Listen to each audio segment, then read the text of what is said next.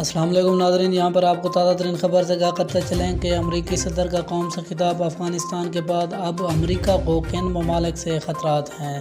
4 ممالک کے نام لے دیے۔ امریکی صدر جو بائیڈن نے کہا ہے کہ ہمیں صومالیہ اور سوڈان سے خطرات کا سامنا ہے۔ امریکہ کو چین اور روس کی جانب سے بہت سے چیلنجز کا سامنا ہے۔ روس اور چین جانتے ہیں کہ امریکہ افغانستان میں الجھا رہے۔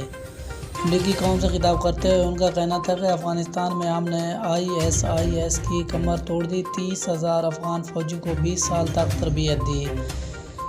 ہمیں یقین تھا کہ افغان سیکورٹی فورسز طالبان کا مقابلہ کر سکتی ہیں۔ امریکہ کو اندازہ نہیں تھا کہ افغان صدر اشرف غنی ملک سے فرار ہو جائے گا۔ مشکل حالات میں کابل سے فوجیوں اور شہروں کے انخلاء کا خطرناک چیلنج پورا کیا۔ کابل کی سیکورٹی کے لیے 6,000 امریکی فوجیوں کی تعیناتی کی منظوری دے دی۔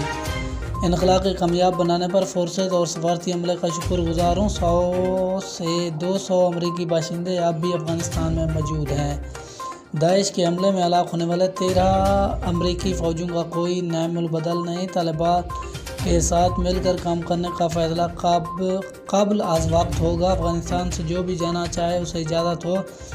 طالبان اپنا وعدہ پورا کریں۔ طالبان نے خود انخلاء کے لیے محفوظ راستے دینے کا فیصلہ کیا تھا۔ افغانستان سے انخلاء کی خواہش رکھنے والوں کی مدد کریں۔